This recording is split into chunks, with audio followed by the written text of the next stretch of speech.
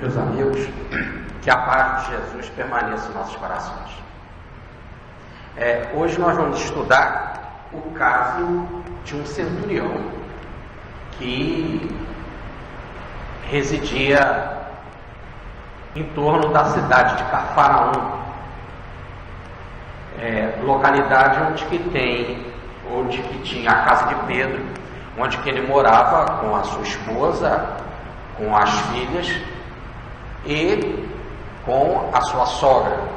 Local escolhido por Jesus para montar o seu quartel-general, ou melhor, montar a sua base de divulgação do seu mandato messiânico.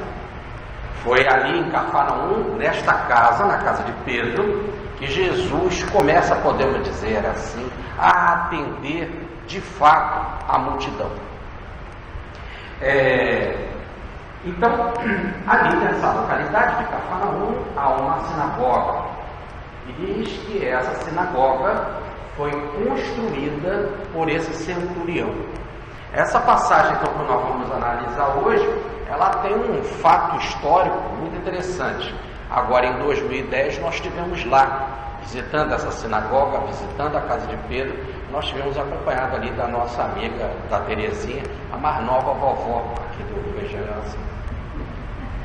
E então o fato que nós vamos contar aqui, nós vimos lá as escavações, as pesquisas arqueológicas, tudo mostrando a veracidade dessa passagem. Mas, vamos lá. Havia um centurião, algum romano, alguém que cuidava de uma centúria ou de 100 soldados. Às vezes uma centúria tinha mais de 100 soldados, mas a ideia, em geral, é que centúria quer dizer 100 ou 100 soldados, e ele era o centurião, ou melhor, o chefe de 100 soldados. Acima dele nós tínhamos o tribuno legiones, ou tribuno de legião. E acima do tribuno, assim sucessivamente, nós chegamos ao imperador. Ele estava ali em Cafarnaum, o centurião, cuidando então de um destacamento do exército romano, porque a cidade de Cafarnaum era um entroncamento de estradas, logo um local importante, e o policiamento então de Roma se fazia presente. Ele era uma pessoa que tinha uma certa simpatia pelo judaísmo, e tinha uma certa simpatia pela nação judaica, pelo aquele povo daquela localidade, tanto que ele facilita e manda construir uma sinagoga.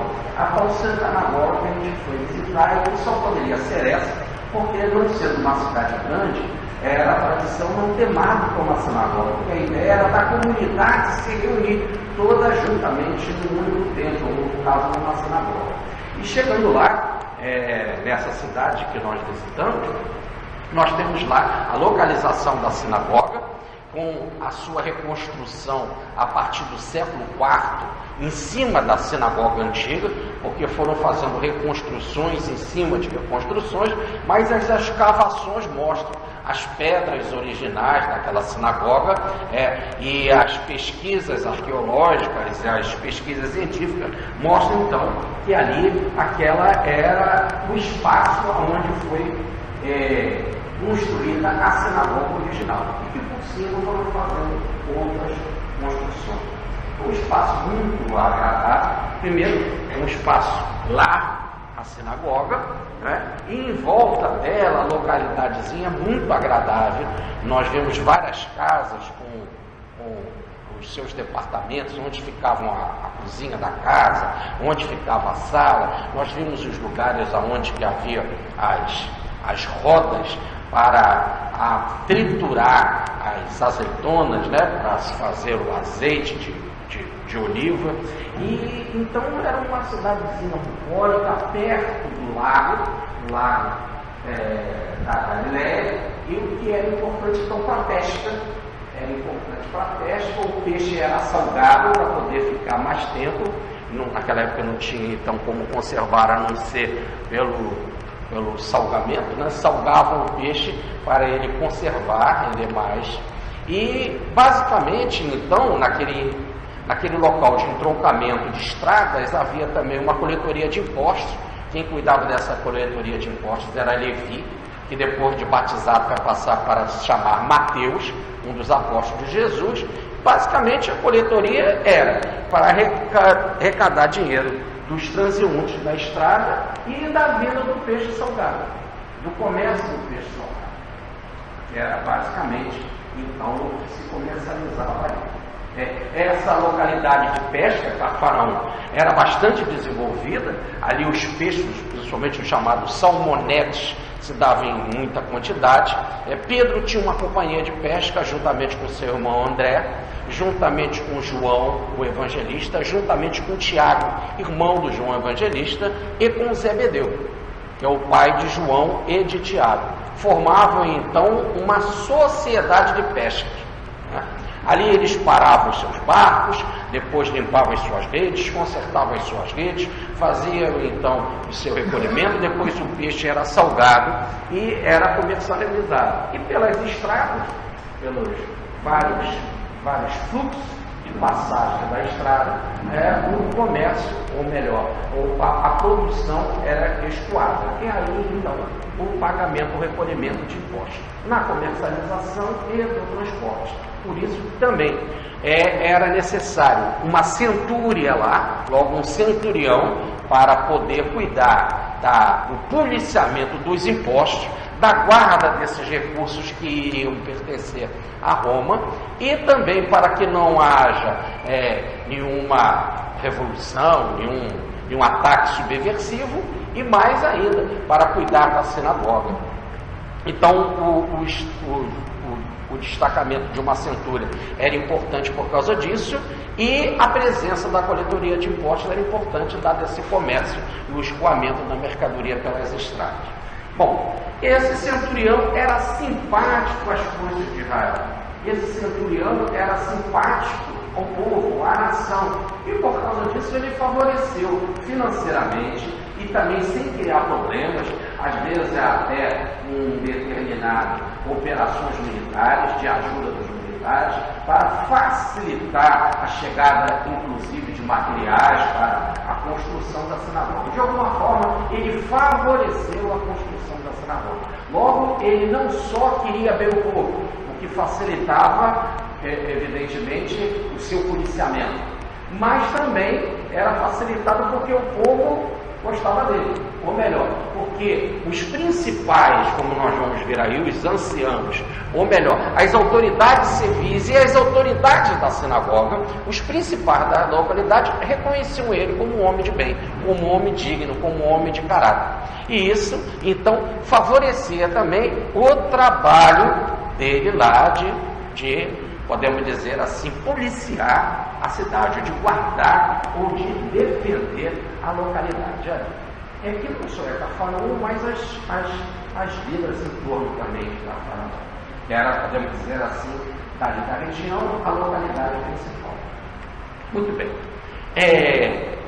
Agora, vamos então ver. Se ele era um centurião, se ele cuidava de uma centúria, no mínimo de 100 soldados, o que ele ganhava em termos de militar do exército romano dava suficientemente para ele ajudar a sinagoga, e era suficiente também para ele ter um ou mais servos.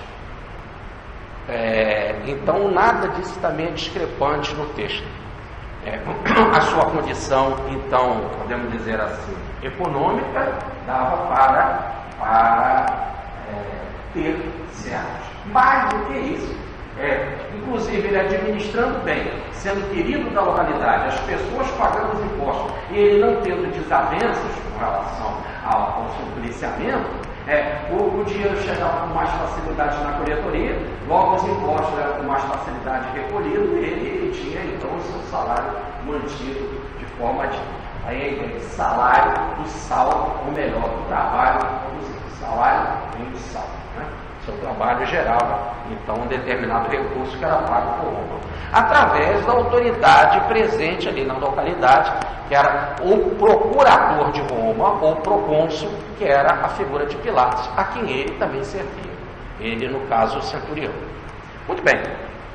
Agora, nós temos que falar dessa coisa excepcional dele mostrar os judeus e dos judeus mostrar todos. No fundo, a ideia é que deveria haver ódio. O romano era o povo que dominava, era o invasor. Logo, ele tinha no outro sempre alguém desprezível, o dominado. Alguém que ele estava lá para explorar economicamente, para explorar mentalmente, para explorar essa terra. Ele era o invasor, tá certo? Logo, era o dono do pedaço. E o outro era o desvalorizado.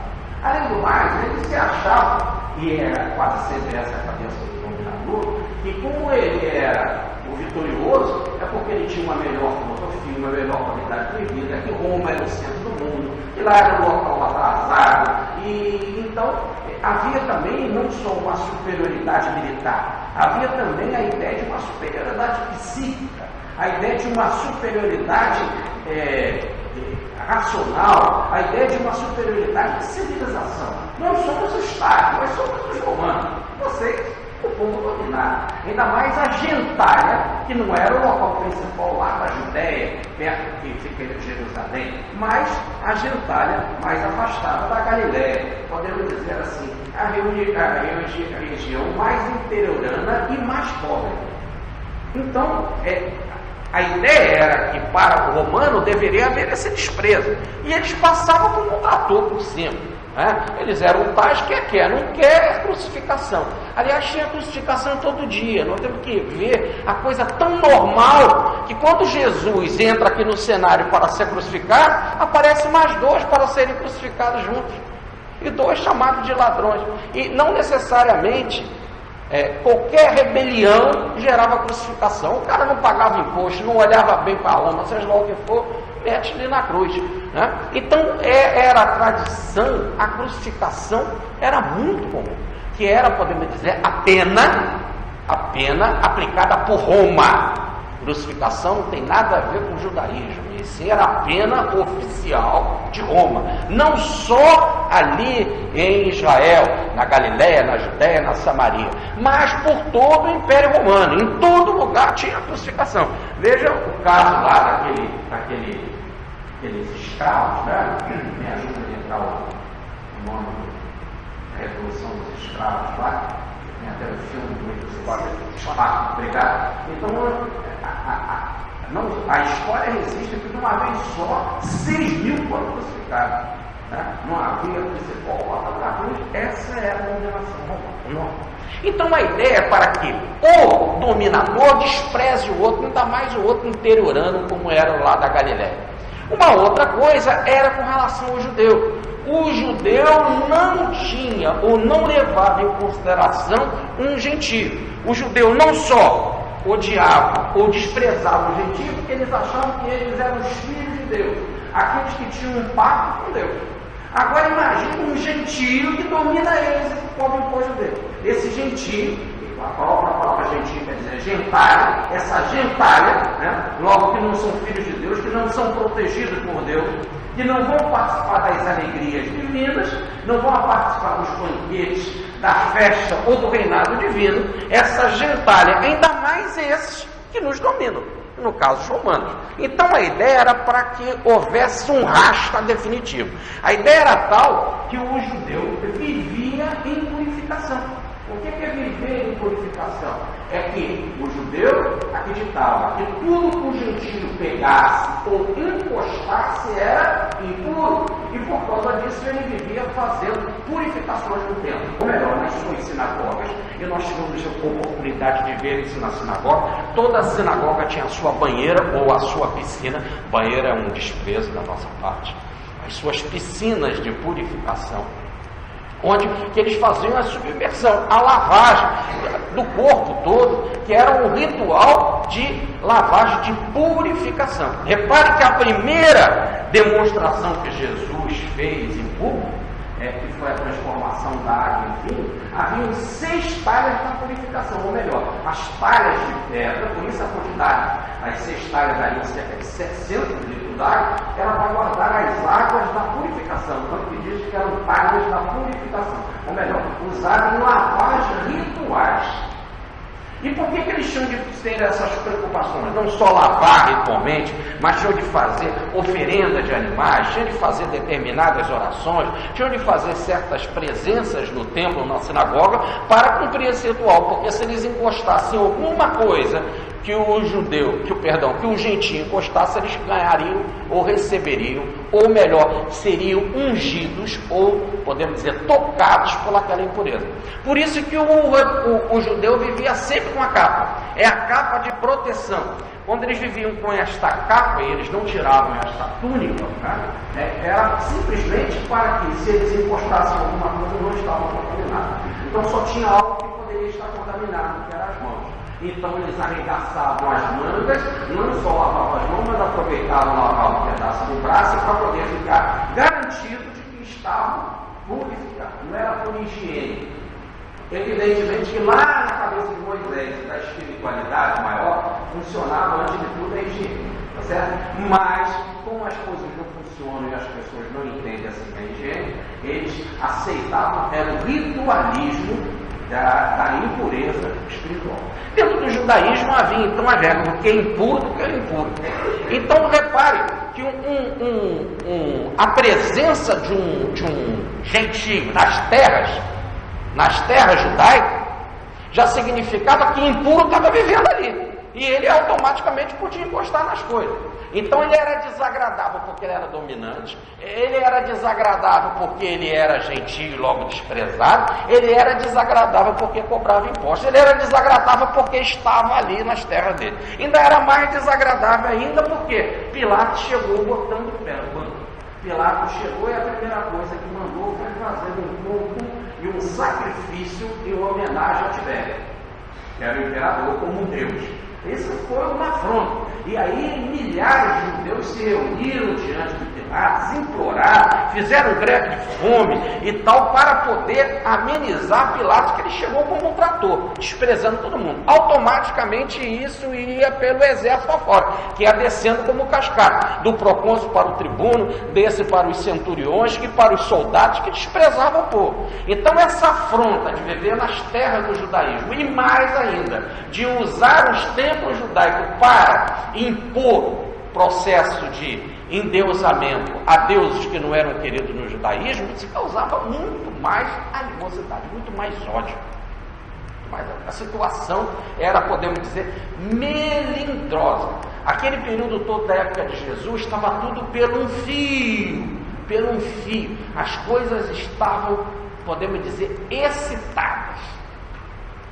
E as crucificações aconteciam. Qualquer ideia de rebelião era extremamente perigosa. Tanto que quando Jesus começa a falar, a pregar, a agir de forma diferente, a não ser podemos dizer, um participador no templo, no sentido de ser um seguidor da corrente dos fariseus, dos saduceus, das autoridades do templo, ele cria como se fosse um movimento à parte, e os judeus já vão ficar com o olho em cima dele, ou melhor, as autoridades judaicas vão ficar de olho em cima dele, não só porque ele está arrebatando ovelhas do templo, com ensinamentos diferentes, mas porque ele está excitando Roma. Roma não queria esse tipo de movimento, e Roma vai posicionar o templo. Quem é esse cara? Porque esse cara está fazendo isso? Ele está fazendo em nome de quem? Quem é ele? Ele está ligado a vocês? Então era lógico que o templo estava louco para botar a mão em Jesus. E até que o fez, apresentou testemunhas falsas e o colocou na cruz. E tem uma frase que está clara lá no Evangelho, diz Caifás, o sumo sacerdote, ou melhor, a maior autoridade religiosa de Israel. É melhor que um só morra do que a nação pereça. Então é melhor a gente matar Jesus, terminar com esse movimento, porque senão a nação vai perecer, porque Roma vai vir em cima. E realmente as rebeliões continuaram e a nação pereceu. E Jesus já tinha anunciado, não ficará pedra sobre pedra. 70 anos, nos anos 70, tudo foi destruído com a invasão de Vespasiano e de Tito. Futuros, pai e filho, futuros imperadores do Império Romano. Primeiro Vespasiano, depois Tito. Então a situação estava arretada. Então era para não ter relação de gentio com judeu. Não era para ter essa relação. Aqui é um caso excepcional. Nós estamos diante de um centurião excepcional. Nós estamos diante de alguém que comprou aquele grupo, aquela localidade para ele. Com atitude de benevolência, com atitude de bom relacionamento, investiu na sinagoga que estava em construção, ou em outras palavras, fez algo, né, que gerou uma simpatia das autoridades. Coisa estranha. Mas mesmo assim é interessante que ele já alerta, porque quando o seu servo fica doente, nós vamos ver que o servo dele não fica doente, e ele, sabendo da fama de Jesus como curador, e a fama de Jesus já estava por toda parte, como grande traumaturgo, ou melhor, como grande curador, então, já sabendo da fama de Jesus, ele vai pedir para curar o seu servo. Aí já mostra que esse homem era excepcional mesmo, porque sendo ele uma autoridade, estava preocupado com o servo. Há uma passagem na história em que Tibério, certa vez, pede desculpa por ter pena de um servo. Ele teve pena de um escravo, depois ele pediu desculpa por ter pena. É uma coisa inadmissível ter pena de alguém que não merece valor nenhum. E aí, nesse caso, já vemos que o centurião é diferente. Ele está preocupado com a saúde do servo.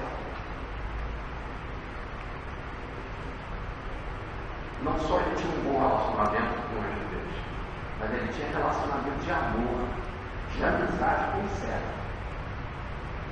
Logo, não podemos generalizar nada. Tem centurião e centurião, tem romano e romano, tem judeu e judeu, tem publicano e publicano, tem político e político. A gente diz, a política não presta, né?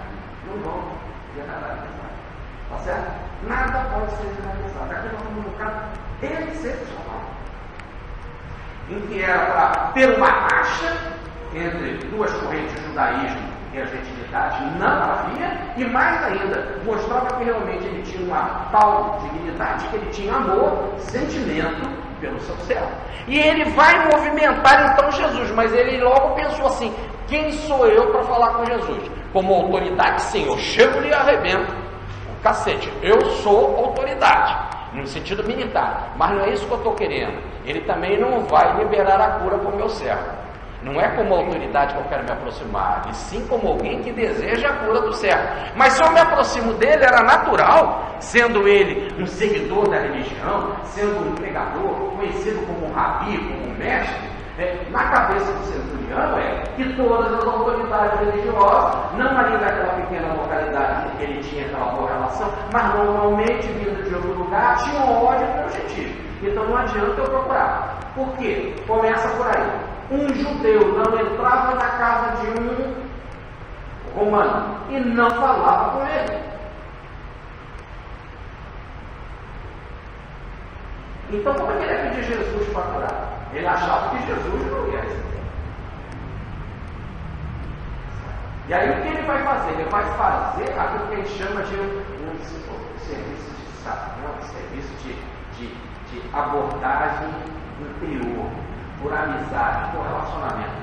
Ele vai falar com os anciãos da cidade, ou com as autoridades civis da cidade, com quem ele tinha uma boa relação, e vai pedir para eles intercederem a Jesus.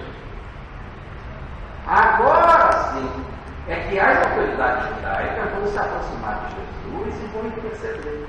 Senhor, olha, há um cara, o servo desse centurião está muito doente.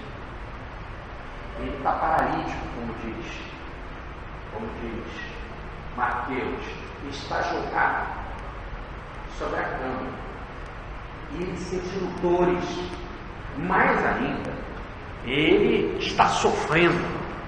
Está precisando então da sua cura. A palavra cura usada por Lucas, que era médico, é técnica. Em Mateus e Lucas está a palavra cura, mas só em Lucas está a palavra técnica. Ele usou a palavra cura no sentido daquela cura, no sentido da cura que o médico faz. Não é algo que envolve psicologia, nem algo que envolve colocações nervosas, que curandeiros ou psicólogos podem resolver, né? Não, ele está logo dizendo que é aquele tratamento médico, que é o salvamento. Como você pode tirá-lo do perigo? Ele está usando a palavra médica do médico que tira alguém do perigo de vida. E esse homem estava tão doente que estava em perigo de vida. Ele então vai pedir às autoridades da localidade, como os judeus, para se aproximarem de Jesus. E eles vão chegar e dizer: Senhor, se passa esse caso. Só que ele é servo de um centurião. E ele abre um precedente. Implora.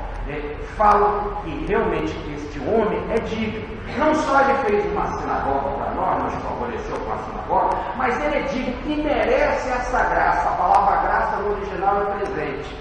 Ele merece esse presente, ou melhor, ele merece esse benefício. Isso que você vai fazer, por exemplo, esse tratamento, esta cura, essa salvação, ele merece, ele é digno. Ele tem uma boa relação com a gente, nos ajudou na sinagoga, então é um presente que você vai fazer para ele, que vai também nos favorecer nessa boa relação que nós temos agora com ele, né? Porque o exército estava ali, a presença de soldados de uma centúria numa localidade foi em perigo do mundo, foi em perigo a sua produção de alimentos, foi em perigo suas festas, foi em perigo as suas donzelas, foi em perigo até a religiosidade do templo. Se eles resolvem fazer, por exemplo, um levantamento naquele dia, ou como é que é isso que a polícia para a gente? Uma averiguação, né? Ou então dá um nome mesmo quando para a gente no trânsito. Foi uma blitz, né? Para fazer um levantamento de documentação, de casa, de pagamento de imposto. Isso num dia de sábado, você imagina? Situação desagradável. A hora que as pessoas estão indo para a sinagoga para fazer a oração. Então, o Senhor, olha, ele é digno disso. Agora, vamos dar uma parada aqui, então. Quer dizer, é digno que você faça essa cura, que você salve esse homem. Vamos dar uma parada aqui e vamos falar um pouquinho da história de Jairo.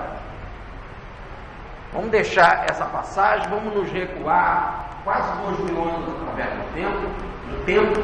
Vamos lá para Abraão. Abrão era o seu nome. Ele vivia em Ur, na Caldeia. Hoje seria o Iraque. Lá ele era nômade, vivia de um lado para o outro, andando com a sua família, com as suas riquezas, com as suas ovelhas, com o seu gado, com os seus escravos. Tinha dinheiro, mas vivia em acampamento, mudando de acampamento em acampamento. Agora, ele vai ser chamado pelo Senhor. Um espírito vai aparecer para ele, vai dar o nome de Yahvé ou de Jeová, dizendo que vai ser o Deus de um novo povo, de uma nova nação. E estava convocando ele para sair de lá do Iraque, de Ur, lá na Caldeia, para sair de lá do Iraque e ir para uma terra prometida, uma terra de qualidade, uma terra que pertenceria a ele e à sua nação, aos seus filhos, uma terra que emanaria leite, mel, uma terra que teria boa produção e que o Senhor estava dando para ele. E a única coisa que ele tinha de ter era de obedecer ao Senhor. E o que nós vemos então a origem da fé. Isso é muito importante. Ele acredita nessa revelação, abandona tudo e sai de lá para procurar a terra prometida, até que chega num determinado local. E a gente sabe a distância do Iraque até Israel, né? Ele sai caminhando, para em várias localidades, evidentemente, e chega lá, o Senhor diz para ele: aqui é essa terra. E ele acredita, monta ali o seu acampamento e começa ali a viver. E o Senhor diz que tudo que ele vai receber ali, a grande qualidade de vida que ele vai ter, da produção das frutas, dos animais que vão produzir mais, da água que vai emanar ali, do mel, tudo isso é o Senhor que está dando para ele.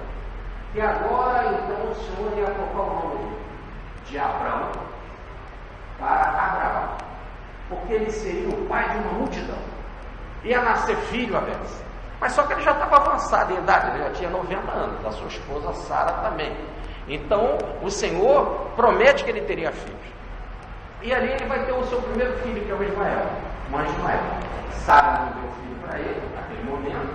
Ele vai se relacionar com Ismael, com Agar, uma escrava dele, logo escrava de Sara, seu nome era Sarai, que quer dizer princesa, logo viveu bem, com recursos, e ele vai, com Agar, então vai ter um filho com Ismael. Mas o Senhor depois vai aparecer para ele e vai dizer, não, você vai conceber da sua mulher. A própria mulher ri daquela situação.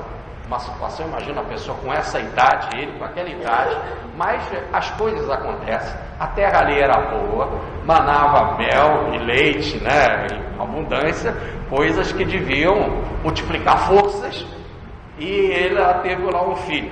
Nasceu Isaac. Evidente que essa palavra Isaac recebeu inclusive esse nome de sorriso ou de alegria, porque passou a ser alegria dos pais, naquela idade, era um filho.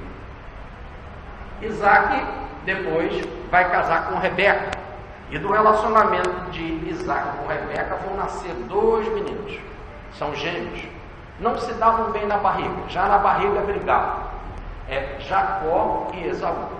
Esses 2 meninos vão formar 2 grandes povos. Através de Jacó vai ter 12 filhos, constituindo-se as 12 tribos de Israel, vai nascer o judaísmo. Através de Esaú, que vai casar com uma das filhas de Ismael, logo com sua prima, através de Esaú, nós vamos ter a criação do povo árabe, já que Ismael vai ter 12 filhos, vão gerar as 12 tribos árabes. Logo nós vamos ver que vai nascer do mesmo tronco do judaísmo, do mesmo tronco de Isaac, de Jacó e de Esaú, os 2 troncos, os árabes e os judeus. É interessante que a Bíblia já coloca que na barriga hoje já não se davam bem, os gêmeos já se batiam. São gêmeos, mas não se davam bem. O que mostra que até hoje o judeu e o árabe estão nessa animosidade. São primos, vieram depois do casamento de Esaú com a filha de Ismael, mas mesmo assim aí nós estamos vendo esses conflitos, essas coisas muito bem. Isso é um lance simbólico. Não quer dizer que sejam 12 em Israel necessariamente ao pé da letra, apesar de ter o nome deles, os 12, e tem o nome no mundo árabe de 12 também, termos de registro de documentação de livro sagrado. A coisa era assim, devia ter muito mais filho. 12 teve o doutor Bezerra, vocês imaginam naquela época, né? Ainda mais quando tinha aquele mundo de escravo que você podia relacionar-se. E os escravos, como é o caso de Ismael, que nasceu da escrava Agar, não pertencia a Agar, já que Agar era escrava, o produto dela era de Abraão. Logo, todo o produto do escravo não era do escravo, pertencia ao Senhor, era filho do Senhor. Por isso que Ismael é considerado filho de Sara, filho de Abraão, já que Agar era só biológica, ou melhor, era só um útero, uma mãe de aluguel, poderíamos imaginar assim, tá certo? Muito bem, nem de aluguel, mãe escrava, porque não tinha aluguel porque não havia pagamento. Agora, apenas a ideia do 12, porque o 12 na numerologia é um número completo. A ideia de 12 é para criar todo o mundo árabe, todo o mundo judaico, logo a ideia de todo, a ideia de completo. Por isso que o 12 na numerologia são 12 casas zodiacais. Já viu alguém nascer fora de uma dessas casas zodiacais? Então, esse é um exemplo claro de que 12 é o número completo. Logo, são 12 horas do dia. Tá certo? É assim, vai. 12, então, são os apóstolos. E por isso que, quando saiu dos apóstolos Judas, eles logo fizeram eleição para o outro, para completar o número. Né? No caso, Matias, que entrou no lugar de Judas. Muito bem. Então, a ideia é de completo. Então de Jacó vem toda a nação judaica. Dos seus 12 filhos vão sair as 12 tribos de Israel, logo vai sair a nação judaica. Por isso que começa com Abraão. Abraão com Sara gera Ismael. Perdão. Abraão com Sara gera Isaac, e casado com Rebeca gera Jacó, e Jacó com 2 escravos e 2 esposas vai gerar os 12 filhos. E logo toda a nação judaica. Então nós estamos aí diante dos principais patriarcas do judaísmo: Abraão, Isaac e Jacó, avô, filho e neto. Então eles são os principais patriarcas de Israel. E eram todos movimentados pela fé. Todos foram movimentados pela fé. A começar pelo Abraão. Por isso então que Abraão, o Senhor vai mudar o nome dele, vai passar a chamar Abraão, de Abrão para Abraão, porque ele vai passar a ser o pai luz, ou pai das multidões. E que o Senhor disse que ele vai ter mais filho, ou melhor, mais herdeiro, através da sua genealogia, do que os grãos de areia do mar, do que as estrelas do céu. Vai nascer uma nação, que é o judaísmo. Então, a origem, podemos dizer, deste processo todo, foi a fé de Abraão. Ele é o símbolo da fé. E, então, porque ele acreditou no Senhor, e com isso ele constrói uma nação. Vamos agora falar dos romanos. Os romanos estavam em evidência. Vai surgir em Roma a genialidade de um militar, de um general, que é César. César vai favorecer a fixação, como podemos dizer assim, controlando os povos vizinhos, na medida do possível, vai fortalecer o império. Vai fortalecer o império. Vai surgir, podemos dizer, o grande império romano. Ele vai criar os limites, vai colocar as suas fronteiras as mais distantes possíveis. Vai dominar grande parte do mundo. E depois, evidentemente, com esse poder, com esse dinheiro, com o exército bem montado, o exército aparelhado para a guerra, virão outros César. César é nome de, e depois vai ser nome de família, né? É título, e que vai se passando de um para outro, para Augusto, de Augusto para Tibério, etc., que vão ser vitoriosos, e o exército cada vez mais, o Império Romano cada vez mais vai se fortalecer. Eles fizeram algo fantástico. Eles conseguem destruir Esparta, tomam Atenas e automaticamente a Grécia se fragilizando, porque acaba o poderio militar de Esparta, eles ficam com a sabedoria de Atenas.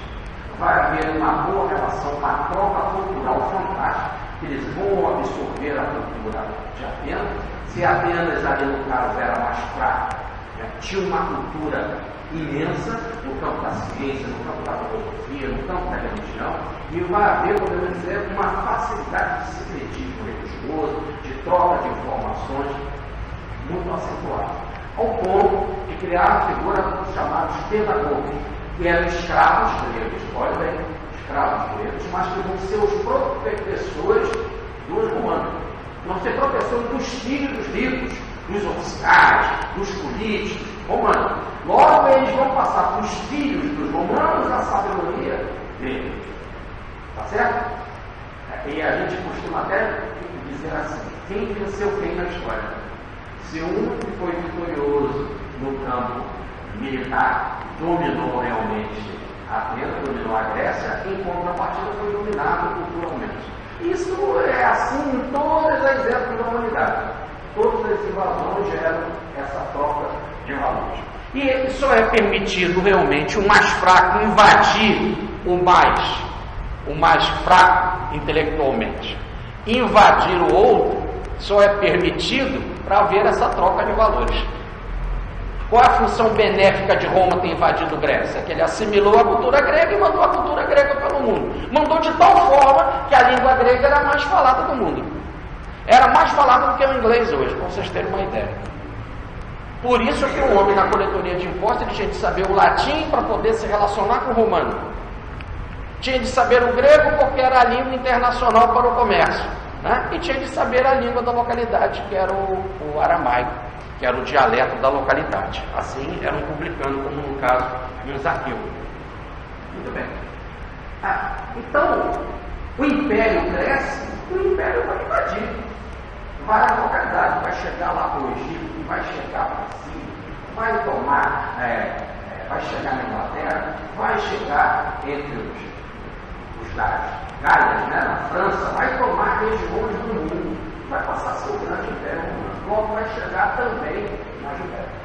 E a Judéia havia esse problema de relacionamento gravíssimo, porque Roma nunca chegou em pura religião, ele sempre queria obediência militar, censo para ver, o censo era para ter a estatística de quem era homem, de quem pagava imposto, quem poderia fazer a revolução ou não. Então eles faziam censos mostrava uma tecnologia administrativa fantástica de Roma. Logo que Jesus, quando nasce, vai para o censo. Não é isso? Maria e José levam um menino, mas para o censo, não, no caso, o menino não, ela estava grávida, né? Mas para que tudo seja, podemos dizer assim, contado. Roma administrava dessa forma e não impõe a religião. O direito romano dava a cada um o direito de ser livre no seu campo religioso. Você me paga os impostos, seja obediente militarmente, você pode ter a religião que você quiser. Contanto que você também me permita ter a religião que eu quero. Tudo assim funcionava pelo mundo. Só não funcionava lá no judaísmo. Porque o judaísmo, além de você dominar o país, né, você permitia que ele tivesse a religião. Mas eu, ao chegar lá, eu, o dominador, era visto como uma pessoa impura. Não queria se relacionamento comigo, não queria se falar comigo, não queria tocar, e eles sabiam muito bem que tudo que eles tocavam estava impuro. Tinha que passar pelo ritualismo de purificação. Isso causava um mal-estar. Imagina você ser o dominador e saber que o outro está olhando para você e te acha impuro. E que está vestido daquela forma, na tua afronta, numa verdadeira afronta, porque ele não queria ter contato contigo, ele não falava com você, nem entrava na tua casa. E se ele fizesse isso por alguma imposição, ele logo ia cuidar de se purificar. Isso causava um mal-estar desagradável. Fora que também o romano tinha a sua religião, acreditava nos seus deuses, logo tinha também os seus rituais de oferecimento, de oferta, de purificação, e usavam lá as terras do judaísmo para realizar a sua religião, fazer os seus templos, colocar as suas estátuas, colocar os seus deuses, construir as suas vilas de turismo, com termas, com saunas, com massagens, com comércio, com prostitutas, com templos, com estátuas, e isso causava um mal-estar porque o judeu não aceitava isso tudo. O judeu não aceitava o hipódromo, ele não aceitava a corrida, não aceitava os Jogos Olímpicos, ele desprezava isso tudo como algo que era da gentilidade, do gentil, da gentinha. E ele não aceitava, isso tudo era impureza. Imagina isso, o romano fazendo isso nas terras dele. Nós fomos em alguns lugares lá em Israel e nós vemos isso, né? Por exemplo, nós fomos em Bet-She'da, foi a última cidade que nós visitamos ao sair de Israel, e nós vimos uma verdadeira cidade romana, com um teatro. O teatro era odiado pelos judeus, desprezado pelos judeus. Um teatro. No teatro tinha bailarinas, tinha danças, não é? Tinha hipódromo, corridas de cavalo, eles odiavam essas coisas dos jogos, tinham dos lutadores, né? Eles odiavam isso, tinham as saunas, as termas, as massagens, isso tudo era odiado pelos judeus. Uma das coisas que nos impressionou, Terezinha, lembra? Foi aquele banheiro público em que as pessoas vinham, sentavam no vaso, embaixo do vaso, passavam uma corrente de água, eles sentavam ali, faziam as suas fezes, urinavam, e ali mesmo já tinha umas bancas com os escravos, com as toalhinhas que lavavam a pessoa. Isso tudo em público. E as bebedeiras, como é que se fala?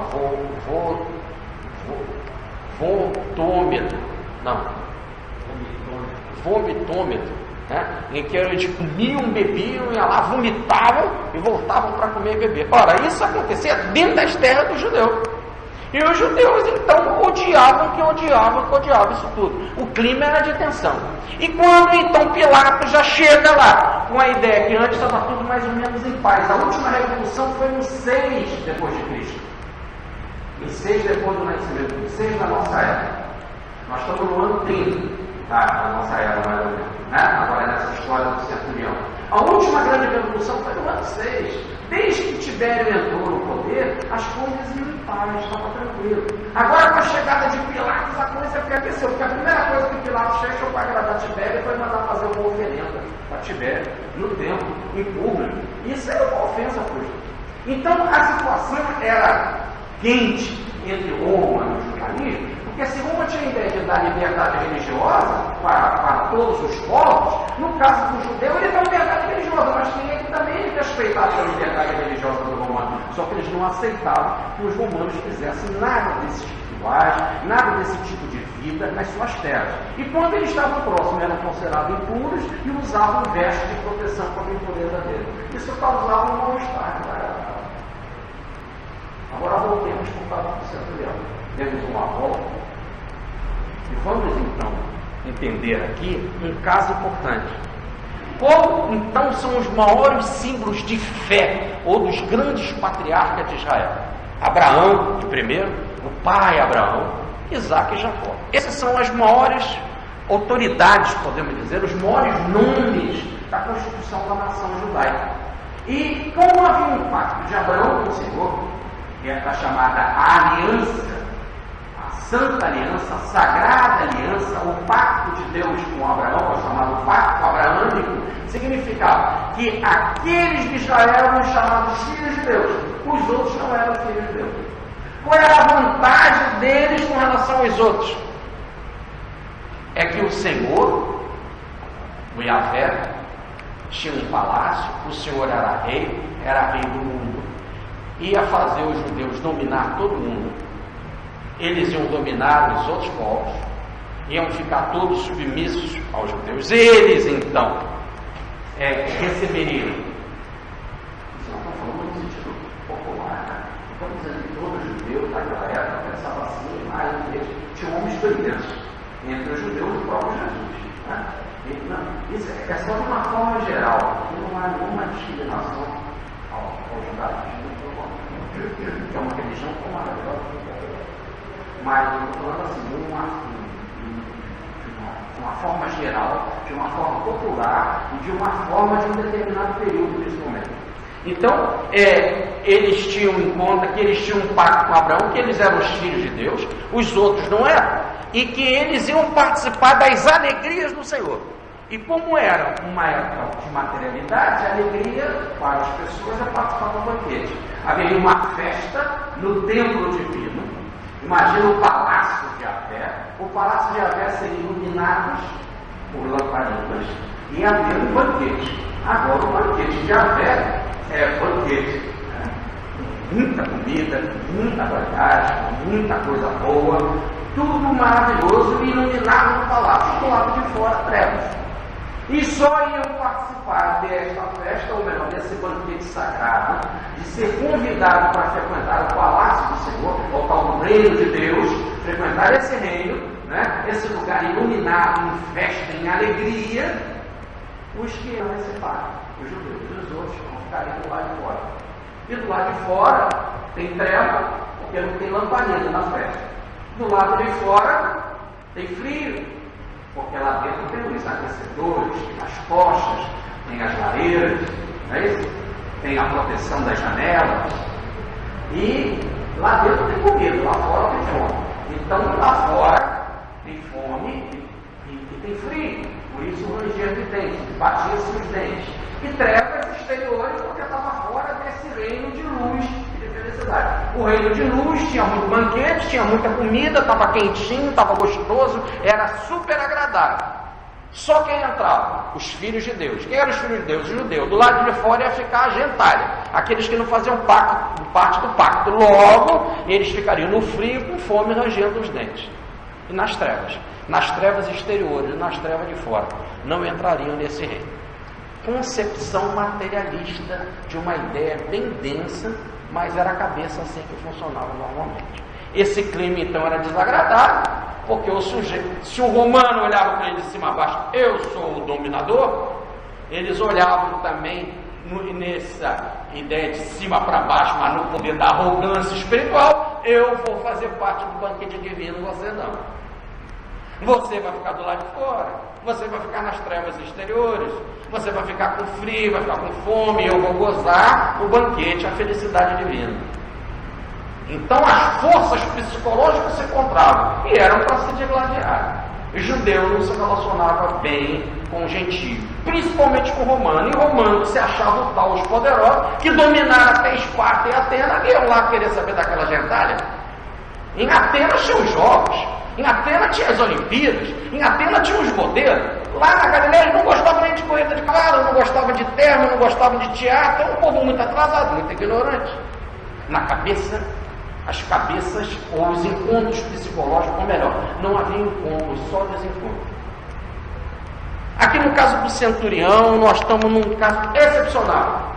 O centurião chegou lá para fazer o controle da cidade, militar da cidade, a defesa da cidade. Logo a exigência dos pagamentos, dos impostos e o controle das mercadorias para não haver assalto, roubo e nada dessas coisas. Nem haver rebelião. E o centurião chega lá, consegue fazer uma boa relação com as autoridades. Para facilitar, já libera até a construção de uma sinagoga e ajuda eles a terem uma sinagoga, algo muito sonhado que toda a comunidade quer ter. A relação era tal que quando ele era uma pessoa também boa, tão boa, porque ele gostava do servo dele, ele intercede às autoridades religiosas, vai pedir a Jesus. Eu não posso procurar ele. Se eu procurar Jesus, Jesus vai me considerar um impuro, não vai querer falar comigo. Judeu não fala com romano, vai me desprezar, vai virar a cara, vai cuspir e dizer, com a cabeça semiótica. Mas se vocês, autoridades, intercederem, vão lá. E eles vão interceder e falam para Jesus, esse cara é um cara bom, ele merece, ele é digno, ele merece um presente, ele merece que você salve o servo dele. Ele gosta do servo, está muito doente e sofre. Essa é a história. Está vendo? Jesus diz, vamos lá. Eu estou seguindo o texto de Lucas, que aqui a partir de agora é mais completa. Vamos lá. E parte a caminho com aqueles anciãos para ir em busca da casa do centurião. Algo inusitado. Como também foi lá em Jericó, Jesus entrar na casa de um publicano, que ainda era judeu, mas que era odiado porque vivia impuro, porque vivia pagando as taxas para o romano. Agora algo também esquisitíssimo, Jesus estava dirigindo para a casa de um gentio, e ninguém entra na casa de um gentio, o judeu não entra. Só encostar em alguma coisa que um gentio encostou na rua e já fica impuro, imagina ele na casa dele. Então vamos dar um exemplo, vamos sair agora daqui e vamos lá para depois da ressurreição de Jesus. Jesus ressuscitou e apareceu para Pedro, apareceu para Tomé, disse, Tomé, coloca a mão aqui, sou eu mesmo, porque um fantasma não tem carne e ossos como a peixe não tem. E pegou peixe mesmo e comeu na frente deles, e pronto. Então aí, Cristo ressuscitou, foi por causa disso que começou tudo. Foi o fim de semana mais extraordinário da história do mundo, foi o fim de semana da Páscoa.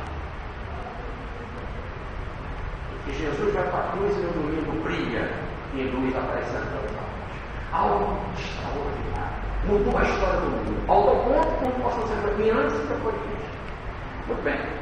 Olha, diante dessa presença, dessa certeza de quem era o Cristo, e Jesus apareceu para Pedro e diz, Pedro, tu me amas? Ele, Senhor, eu te amo. Pedro, tu me amas? Senhor, eu te amo. Pedro, tu me amas? Jesus. Pedro, então, faz algo também extraordinário. Sou um homem extremamente grande, poderia fazer isso. Ele joga a peteca para Jesus e fala assim, ué, você não conhece todas as coisas? Você não é o Cristo? Pergunta a você mesmo se eu não te amo. Porra, ele tinha de amar mesmo para fazer um desafio desse a Jesus. Ele amava Jesus, e Jesus estava ali vivo diante dele. Jesus até diz que ele vai para a cruz e ele continua em pé, firme diante de Jesus. Jesus diz que no final, quando ele ficasse velho, ele também seria crucificado. Ele fica em pé e até se interessa com João, e com esse meu amigo aqui, o que é que vai acontecer? Então esse é Pedro. Muito bem. Um centurião, esse é um outro centurião, Cornélio, aparece para um enviado de Pedro, para uma pessoa na relação de Pedro, como está no livro 4 dos Apóstolos, e pede para que Pedro fosse lá pregar o evangelho para ele e sua família. E Pedro diz que não vai, porque não entra na casa do centurião.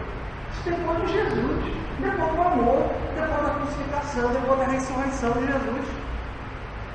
Está no Atos dos Apóstolos, um livro que foi escrito por Lucas depois que Jesus voltou ao plano espiritual. Aí Jesus aparece para Pedro. E por que não vai Pedro na casa do centurião? Não entre em casa de impuro. Jesus disse, eu te ordeno, eu não vou. Entenderam bem o caso do centurião agora aqui? Pedro diz, não vai. Dizer não vou para o Cristo ressuscitar. Aí Cristo fez aparecer uma imagem psíquica para ele. Desceu do céu um lençol com animais impuros, aqueles animais que os judeus não comem, porque estão na Bíblia animais impuros. Camarão, galinha, porco, vai por aí afora. E os judeus não comem. Então Jesus fala assim, come. Ele diz, não, por quê? Porque são impuros. E Jesus então diz para ele isso em sonho, em visão espiritual, para despertar lá na mais profunda interioridade, lá no espírito. Mas como você chama de impuro aquilo que Deus criou? Se Deus pode ser alguma coisa impura? Se foi Deus quem criou, e no tal dia ele fez as aves, no tal dia ele fez os animais, e no tal dia ele fez as árvores, e etc. E diz a passagem que em cada dia que ele criou, diz sempre no livro do Gênesis, e Deus viu que era bom, e criou os animais, e Deus viu que era bom, e criou os peixes, e Deus viu que era bom. Então se ele viu que era bom e foi ele que criou, como que você não come porque é impuro? Aí Pedro engoliu a situação. Podemos dizer que ele engoliu a ideia do gentio.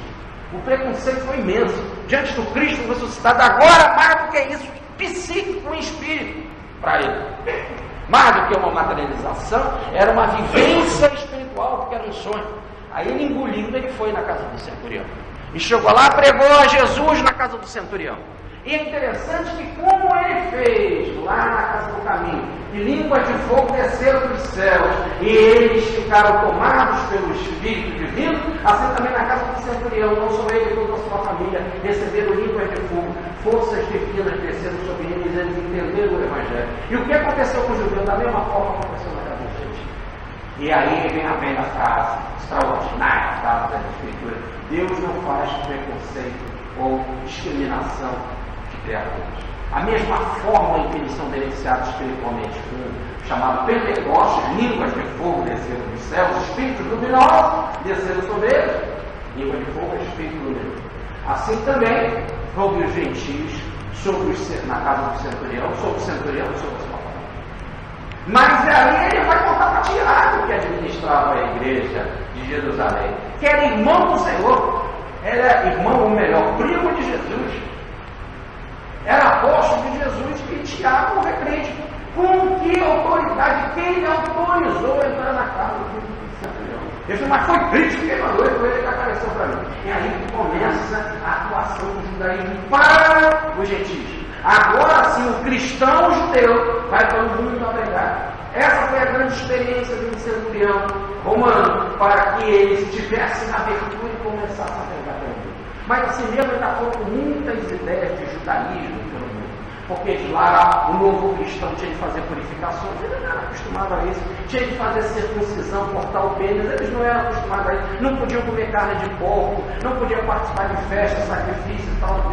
O que fez com que tivesse o primeiro concílio, o concílio de Jerusalém, que fez Paulo depois de ter fundado as igrejas, que estava tendo uma pressão tremenda de Jerusalém, porque eles queriam implantar nos novos cristãos as regras do judaísmo. Paulo teve de lá nesse concílio, teve em Jerusalém, levou um amigo, Lisas teve de ser circuncisado para poder participar desse concílio, teve de no templo fazer purificações rituais, que aí participaram do concílio, e pela primeira vez houve uma carta assinada pelas colunas da igreja, João Evangelista, Pedro e Tiago, principalmente carta encabeçada por Tiago, primo do Senhor, que autoriza que Paulo poderia então pregar o cristianismo, o novo cristão não precisava fazer a circuncisão, poderia até comer carne de porco, mas só não podia tomar sangue, comer sangue, aí comer aquelas outras já não era mais comum, etc, etc.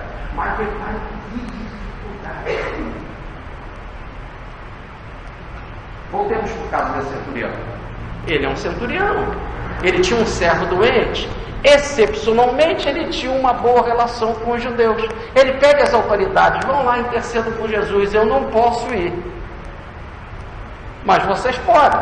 Mas eu falo isso por amor que eu tenho a esse servo, porque ele, com a autoridade dele, imagina, ele tem que fazer porque ele amava mesmo o servo. Interceder a um judeu, ele tinha de colocar o amor ao servo acima do orgulho de ser um dominante, um romano dominante, ao ponto de vai lá e interceda a Jesus, e pede aos seus amigos, vou fazer um trabalho tal, que Jesus possa entender que nós temos uma boa relação. E eles dizem para Jesus: olha, ele é digno, ele merece que você faça isso. Se Jesus parte, Jesus vai para lá. E quando Jesus está se aproximando da casa, ele manda amigos dele, amigos da ideia de que eram judeus ou mesmo até que eram romanos, mas amigos dele se aproximaram de Jesus e dizem assim: eu não sou digno que entreis na minha casa. Ou melhor, eu não sou digno que entreis debaixo do meu teto, do meu telhado. E aí ele explica mais: eu não só não sou digno que entreis debaixo do meu telhado, mas eu também não sou digno ao ponto de não ter te procurado. Eu mandei alguém te procurar. Eu também não sou digno de estar diante da sua presença. Então ele não viu Jesus. Ele só manda esse recado: eu não sou digno nem de ter te procurado, de estar diante da sua presença. Com muito menos eu sou digno que você entre na minha casa. Mas como curar o cego? Na semana passada nós vimos um caso de uma cura de lepra. E na cura da lepra, Jesus, quando o homem se aproximou e o chamou de Senhor, e dizendo que queria ser curado, dizendo mais: se você quiser me analisar e ver que eu posso ser curado, se você quiser, tiver condições, você pode me curar. E Jesus então o tocou e disse: quero. Agora não poderia haver toque. E ele mesmo diz que não era nem digno de chegar perto de Jesus, quanto mais de ser tocado, e mais ainda, não era nem digno que Jesus entre na sua casa. E Jesus então fica admirado. Diz que nem Israel tem fé, nem Israel tem fé. E o servo dele ficou curado instantaneamente. Quando chegava em casa, o servo falou: muito bem. Algumas reflexões.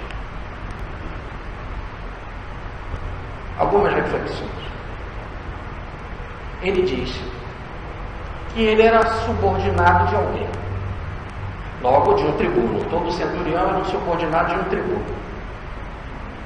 E ele tinha subordinado, que eram soldados, e tinha também subordinados que não eram soldados, mas eram servos, os servos, como no caso aquele que estava doente. E ele diz que quando o chefe dele mandava alguma coisa, ele cumpria. E ele também fazia assim. Ele chegava para um soldado e dizia assim: vai lá. E ele vai. Vem cá. E ele vem. Eu digo para o servo: faz isso, o que ele faz? Logo ele monta uma hierarquia. Ele fazia isso com relação ao seu superior, com relação ao tribuno. Hierarquia: tribuno, centurião, soldado e abaixo do soldado servo. Ele diz que ele obedecia o tribuno. Tudo que o tribuno mandava, ele fazia. E ele também tinha esse poder de mando, porque ele dizia para os que estavam abaixo dele, que eram os soldados: vem cá, eles vêm. Vai lá, eles vão. E eu digo para os que estavam até abaixo dos soldados, que eram servos: faz isso, ele faz. Assim você não precisa entrar na minha casa. Você também tem uma hierarquia, você é subordinado a Deus. E você pode falar com ele: tive uma palavra, o meu servo vai estar bravo. Isso que esse homem fala para Deus. Como eu sou de uma hierarquia e obedeço o meu tribuno, e os meus soldados me obedecem, os meus servos também, vem cá, eles vêm, vai lá, eles vão, faça isso, eles fazem. Assim também você também tem uma hierarquia, subordinado a Deus, você está unido a Deus, você faz a vontade dele, então você pode pedir a Deus e ele vai te atender uma palavra a Deus, e meu servo será curado. E Jesus diz: nunca viu fé tamanha assim em Israel. Aí ele generaliza, ele está dizendo que em Israel, que era o local que era para ter esse tipo de fé, porque começou com a fé de Abraão. Abraão não conhecia as terras prometidas. Abraão era nômade, vivia bem como nômade. O Senhor aparece para ele: vou te dar uma terra. Ele obedece ao Senhor, ele acredita no Senhor, vai e constrói uma nação. A nação começa com a fé, com o pacto de fé de Abraão. Assim então, diz o Senhor que nem em Israel ele vive fé assim. Logo, a fé, segundo Jesus, não depende de religião. Não depende de ser judeu, de ser romano, não depende de localidade, não depende de religião, não depende de filosofia. Jesus coloca a fé acima disso. A palavra fé no original, pitz, quer dizer fidelidade, sintonia. É como se fosse um canal. Imagina um canal em que você pega um cano e vai ligar o cano à cachoeira. Então o que vai passar pelo cano é a água da cachoeira. Tá certo? Assim, fé é sintonia, é como se fosse um cano, uma ligação sua com a fonte que é Deus. E aí, no caso, é Deus que vai atuar por seu intermédio. Jesus disse que a fé dele, essa certeza com relação a Deus, dava para ele a ideia de que Jesus estava assim com Deus. Logo tinha um canal diretamente com Deus, e Deus atuava para ele. É como um rádio que está com um fiel completamente ligado a uma determinada emissora. Não é o rádio que toca a música, é a emissora. O rádio simplesmente um aparelho está em sintonia com a emissora. O importante não é o rádio, o aparelho, é a emissora. A vantagem do rádio é que ele está em sintonia com aquela emissora. Ele podia estar em sintonia com a Globo, a Tupi ou com a Rádio Rio de Janeiro. Assim você pode estar em sintonia com as coisas do mundo, com o dinheiro, com isso, mas também você pode estar em sintonia com Deus. Quando você está em sintonia com Deus, é Deus que toca a coisa que você quer. Por isso que as traduções são mal feitas e vocês consertam aí quem tem um livro. Ele não fala, diga uma palavra, o meu servo será curado, porque nós não sabemos que palavra é essa, esse cair no campo da magia, não é um problema de palavra. Que palavra é essa? A palavra é Amém, a palavra é Oxum, a palavra é Ogum, a palavra é Samalei. Qual é a palavra? Não tem palavra, não é nada de palavra. Isso não está lá, é um objeto indireto. A ideia é, dicta o verbo, o fale é o logos. O logos é a força divina dentro de nós. O verbo, daí dizer o evangelho, no princípio era o logos, no princípio era o verbo, ou no grego era o logos, ou no latim era o verbo. O princípio era o verbo, é a força criadora divina, é a mente criadora divina. Fala o Cristo interno, fala o eu superior, fala o logos, fala o verbo, fala a mente divina, a capacidade criadora do universo. Quem tem fé tem sintonia com essa capacidade criadora. Por isso que diz Jesus, quem tiver uma fé pequenininha como um grão de mostarda, pode dizer para esse mundo, sai daqui e vai para lá. Vou mexer ali naquele gravador do externo. Todos nós vamos nos concentrar, vamos empurrar ele um pouquinho para a esquerda. Vamos lá, vamos contar aqui agora. 1, 2, 3, vamos? Camarada não tem fé. Vai tirar um monte, vai empurrar e gravador um pouquinho. Mas quem tem fé do tamanho do grão de mostarda, então é de meio tamanho do grão de mostarda. A gente não tem fé, a gente acredita nas coisas. Fé é algo diferente, fé é sintonia. Como você está sintonizando comigo?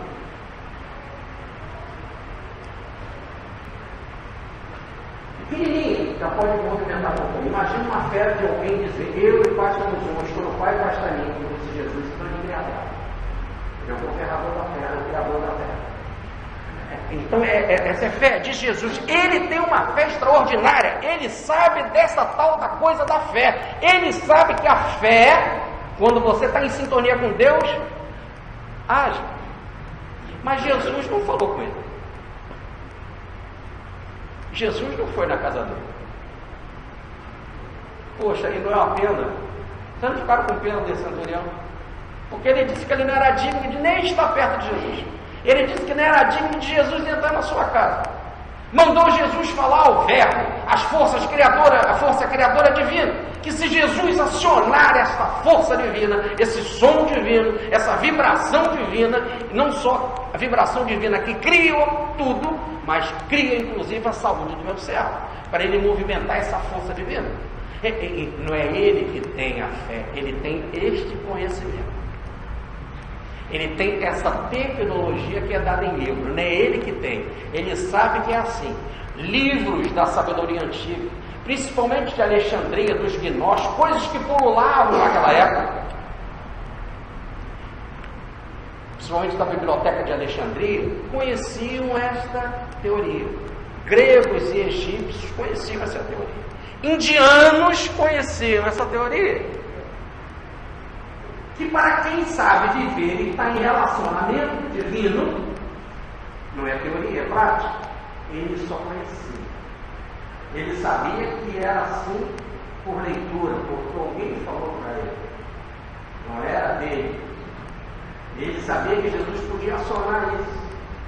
E como que a gente sabe? Porque ele diz, não sou digno que entreis debaixo do meu telhado. Eu também não sou digno de me aproximar de você. Mas como? Ele era um cara extraordinário.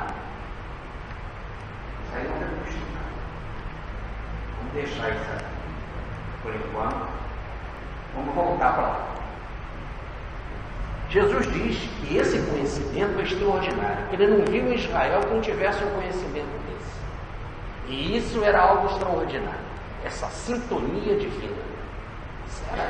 E isso não dependia de religião. Vamos voltar para o texto de Jesus, depois a gente volta para esse negócio da casa do céu. Jesus então explica que a fé não depende de religião. Não é o judeu porque fez um pacto com Abraão que ele acha que ele não está salvo só porque tem nascido judeu. Não. A única coisa que faz com que você entre no reino de Deus é ter a fé com Abraão teve. Ou ter a fé como aquele centurião teve. É isso que é o acesso. O acesso é ter isso. Não ser de tal religião, não porque é daquela nação, ou porque é aquele gênio, ou seja lá o que for, ou porque é daquele povo, né, judeu. Isso não é nada. E Jesus então explica que muitos virão do Ocidente e do Oriente, ou melhor, não de Israel, virão de outras localidades e vão entrar no banquete divino. Aí ele volta para a ideia que os judeus tinham pela lei, a lei do tal do banquete divino. E muitos de Israel não vão entrar. Vai ter um banquete, mas todos de Israel não vão entrar. Não, aqueles que tiverem essa fé, entre ele conta de 3 que estão lá nesse banquete. Abraão está lá, Isaac está lá, Jacó está lá. Logo eles estavam vivos e no banquete, gozando das alegrias do céu, com luzes, num lugar quentinho e aprazível. E do lado de fora, ele vai dizer, vão ficar muitos dos filhos de Israel, que se acham só porque são judeus, salvos, e vão ficar do lado de fora. E diz Jesus, nas trevas de fora, e rangendo o dente. Do lado de fora, você vai ser parte do banquete, vai ficar no frio, vai ranger o dente, vai ficar com fome sem banquete e sem a luz, por isso nas trevas exteriores. Não vai participar dessas alegrias divinas. Para gozar as delícias divinas, para ser um espírito superior, viver na tal bem-aventurança, tem que ter a tal fé. É isso. Mas ainda falta esse ponto. Por que Jesus então não foi visitar ele? Ou por que ele não se aproximou de Jesus? Eu não sou digno de me aproximar, também não sou digno que você entre no meu telhado. E ele fala, mas ele tem esse conhecimento. Se você falar ao verbo, ou falar ao logos, ou a mente criadora divina, em que você está em sintonia, você aciona essa força e realiza as coisas. Ele conhecia isso. E eu não sou digno de estar perto de você. E eu não sou digno que você entre no meu telhado. Vamos primeiro para telhado. Telhado é a personalidade, é o estado de encarnação. Quando você encarna, você, diz Pedro, que você passa a ser uma tenda passageira em viagem. Ou diz Paulo, não sabes que sois templo de Deus, o Espírito de Deus é o teu. Agora você é um templozinho, ou é uma casa, a casa passageira. E ele fala, o meu telhado é o meu estado de encarnação. O estado de encarnação ele é formado por 4 grandes forças. Primeiro, o corpo físico. Segundo, a aura do duplo etérico. Terceiro, o corpo astral, que é o corpo das emoções, que é o perispírito. E mais o corpo mental, aquele do raciocínio. Então essas são as 4 forças que formam a personalidade. Em cima da personalidade há o espírito imortal. Então o espírito imortal, que está unido com a mente criadora, o espírito imortal que está unido com Deus, o espírito imortal que está unido com o Cristo interior, ou se fosse no budismo, com o Buda interior, o espírito imortal, ele reencarna várias vezes. Cada vez que ele reencarna, ele forma uma personalidade, ou uma tenda passageira, ou uma casinha. E essa tenda, ela é formada de 4 forças: o corpo físico, o duplo etérico, a alma, o corpo astral e o corpo mental por fora. Tudo bem. Lembrando a vocês o que é corpo astral, é aquele corpo que realmente vive lá na coluna nosso lado. Um dia ele deixou aquele corpo dormindo e foi visitar a mãe dele no outro coluna. Logo ele se desdobrou, deixou o corpo astral dormindo e foi no outro corpo, o corpo mental.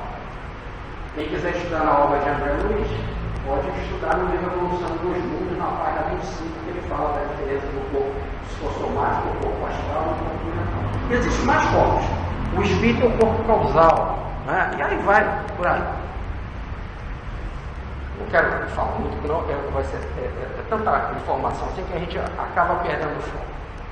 Acontece que a força divina está em nós. O corpo mais alto que nós temos é o Atman. Ou eu divino, eu superior, o Cristo interior, ou o Verbo, ou o Logos, é o corpo mais elevado, é o estado mais elevado.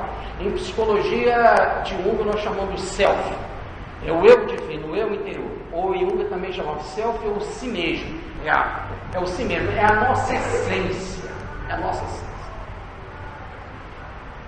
É isso que diz o centurião, fale essa essência, fale esse self, fale esse eu superior, divino que está dentro de cada um de nós. E que ele está dentro de mim também, mas que eu não sei movimentar. Que está dentro do servo, mas que eu não sei movimentar. Que está dentro de todos que eu não sei movimentar, mas sei que existe. Leitura de livro, conhecimento. Há uma grande diferença em conhecer e ter, em ser. Mas ele sabe que Jesus é mestre. Ele sabe que ele é o Senhor, ele sabe que ele está em unidade. Para realizar as obras que ele faz, ele é um canal com essa força criadora divina. Então ele fala desse poder, essa força divina que cada um tem dentro de si, que eu não sei movimentar. Você também tem dentro de si e você sabe movimentar. Eu não sei. Fale esse verbo, fale esse logos, essa força divina, essa razão suprema. Logos quer dizer a razão suprema. Essa força criadora do universo. Fale e você vai movimentar. Eu sei que tem, mas eu não sei movimentar. Não sou digno que você entre na minha casa. Não sou digno de me aproximar de você. Isso aí nós temos uma profunda humildade. Como ele amava o servo, como ele era bom para o servo, como ele tinha um bom relacionamento com os judeus, não mostrando preconceito. Isso era fundamental.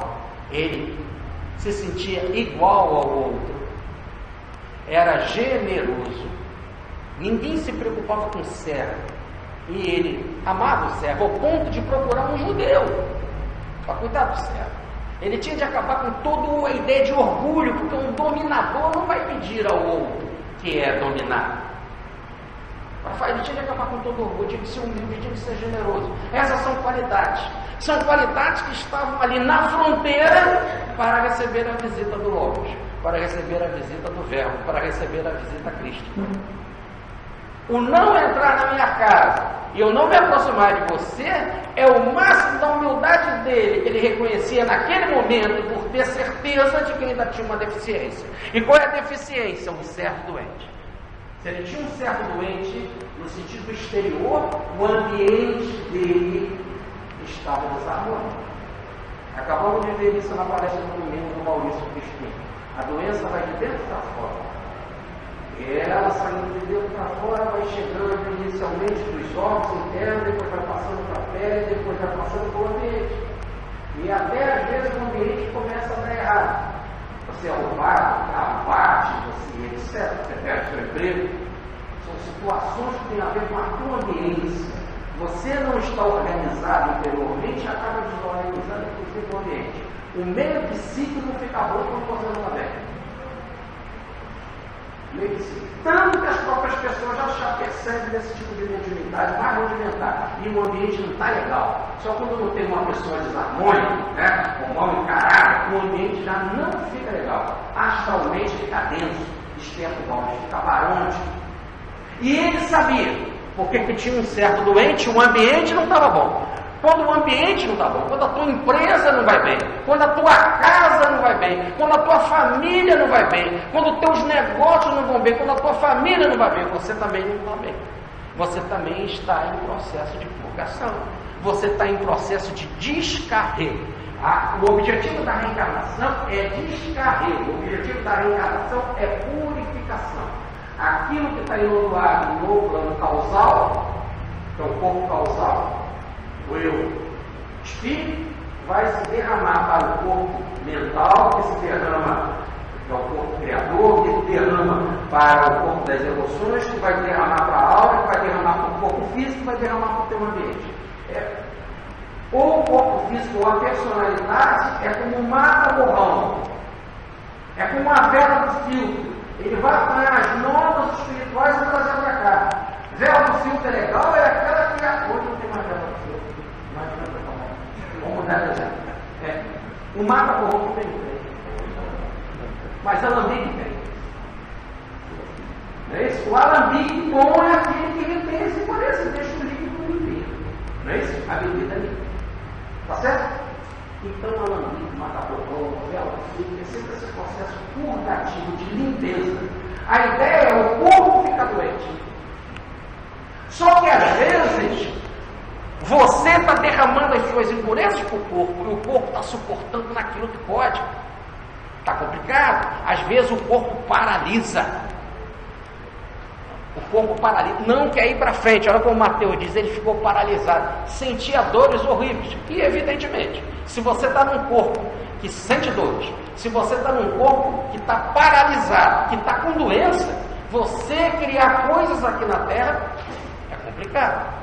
Se o máximo é purgativo, a força divina vai atuar e vai ver, não, é que ele está num processo de limpeza e, no caso, não merece essa coisa. Ele precisa ficar assim dessa forma. Mas tem outro caso mesmo, que até forças externas não esperam. É magia, vibrações, né, dos outros níveis de ser magia, dificuldade, tudo isso também é responsabilidade nossa. Ninguém está dizendo que não é responsabilidade de cada um. Mas no nosso estado, a gente se influencia por essas coisas. E a coisa de repente pega. E você fica doente. E é engraçado que ele chama esse servo, que é a personalidade, e aí pouco importa a forma que seja, o corpo mental, o corpo astral, ou aura, ou o corpo físico, ou o conjunto, essa casa, o estado de encarnação está mal, está complicado. E o espírito que cuida da personalidade, ou o espírito que cuida desse ser encarnado, o espírito precisa de uma boa encarnação para ele tirar vantagem. O que o espírito quer? O que nós queremos quando reencarnamos? Que aqui, nesse estado de encarnação, nós temos determinado aproveitamento, aprendizado, e passa para os arquivos do espírito e derramamento de nota. Então, que aqui nós possamos ter trabalhos, executar atividades para que o espírito possa absorver o máximo possível. O que se espera da encarnação? É um aproveitamento do espírito. E aí, naquele estado da encarnação, a coisa estava mal. O sofrimento era muito grande. O servo estava parado. Se nós pensarmos como sendo o servo, por exemplo, o corpo físico,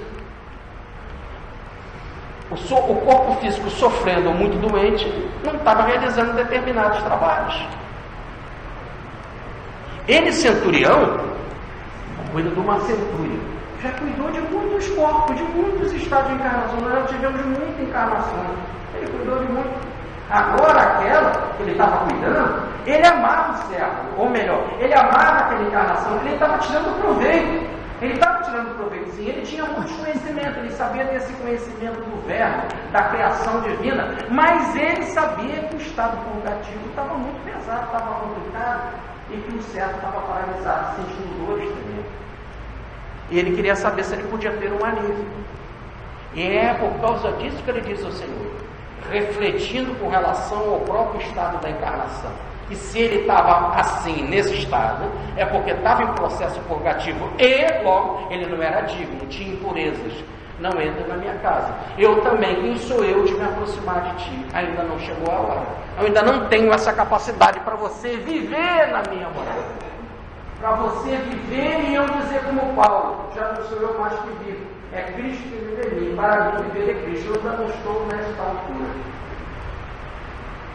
Sei que existe essa coisa de entrarmos em sintonia com as forças divinas que todos nós temos. Peço que você movimente essas forças divinas em meu favor. Porque a minha personalidade está enferma. E eu não sou digno nem de me aproximar de você. Mas Jesus diz que não vê, não conhecimento assim, mas fé assim em Israel. Então Jesus é que vai dar o atestado de que ele tinha sintonia com Deus. Que o caso dele não era um conhecimento teórico, o caso dele agora era de fé. Além do mais, Jesus não pode curar ninguém sem a pessoa merecer. Mais ainda, nós vimos no caso da lição passada, quando o sujeito era leproso, ele pergunta a Jesus: se queres, analisa e vê se eu posso. O querer nesse sentido de não só de você ter força para realizar, mas de ter também autorização ou de ser o melhor terapia. Se essa for a melhor terapia, você que vai radiografar. E aí você radiografa e faz. E Jesus radiografou e diz: quero ser limpo. E ele ficou limpo. Agora o servo diz: consulte ao verbo, a força divina, e interceda para curar o meu servo. Eu não sou digno que você entre na minha casa. Eu não sou digno de me aproximar de você. Mas Jesus rebate. Sem necessariamente ir lá. Ele diz: não vi fé assim em Israel. Então é porque aquele homem não tinha conhecimento, gnose. É isso que nós estamos contando aqui para vocês, eu conheço de livro, eu, Jorge Damos. Nos livros da Biblioteca de Alexandria, dos livros do budismo, dos livros da teosofia, dos livros do espiritismo. Eu não tenho capacidade de movimentar esse verbo. Eu não tenho a tal fé. O teste que nós fizemos, vamos movimentar o aparelhinho aqui. Mas nós temos o conhecimento do negócio. Jesus diz que o caso dele não é de conhecimento, ele tem a tal fé, a pite. E eu não vi em Israel alguém assim como ele. Então aquela condição de que ele estava enfermo, aquela condição de que o servo estava enfermo, que ele não era digno de se aproximar de Jesus, nem Jesus era digno de entrar na casa dele, caiu por terra. Terminou. No exato momento em que o servo ficou curado imediatamente, significava que agora, não só ele tinha fé, mas ele curava. Ele não tinha mais aquele entrave no processo encarnatório. Jesus podia entrar na casa dele, ele podia se aproximar de Jesus. Agora, por que Jesus não fez? É porque não é o verbo divino, nem a força divina, ele não precisa fisicamente estar na casa de ninguém. Assim, do Jesus histórico entrar na casa de ninguém. Quando Jesus diz: eu estarei convosco até o fim dos tempos, está aí, pronto. Ele está presente. Automaticamente, naquele exato momento da cura do servo, o centurião sentiu pela própria fé a unidade com Cristo. A unidade com Cristo. É um processo que não é físico, é espiritual. São loures ou correntes de pensamento. Como diz o professor Pedro Baldi, no livro de hoje, são forças, são correntes de pensamento que se movimentam, e independente do local, você está unido sim, é um processo de simpatia espiritual.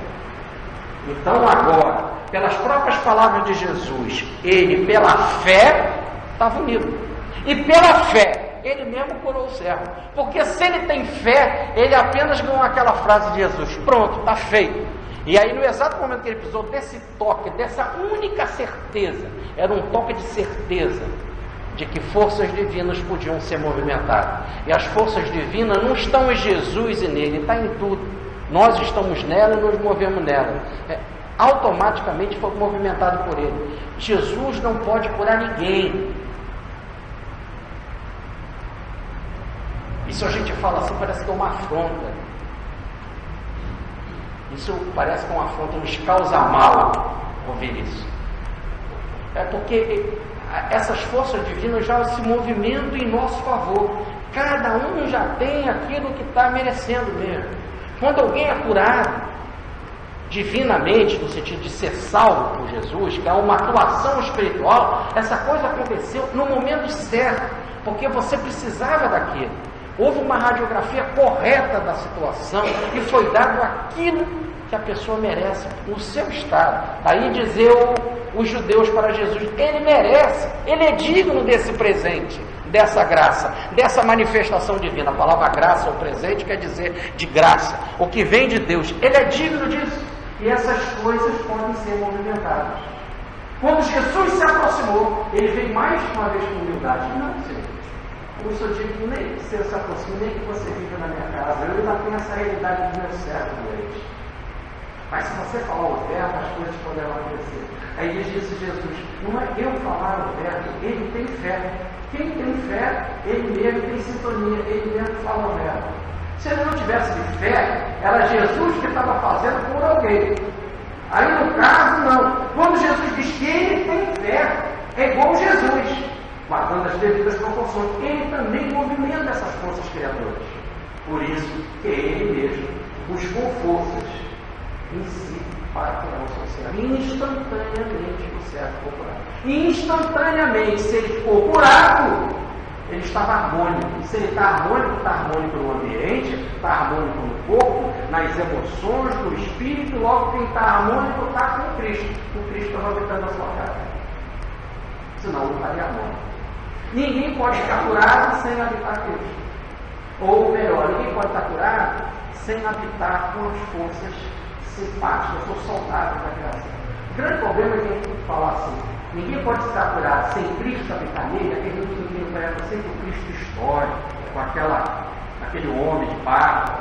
A ideia é as forças benéficas que atuam em Cristo.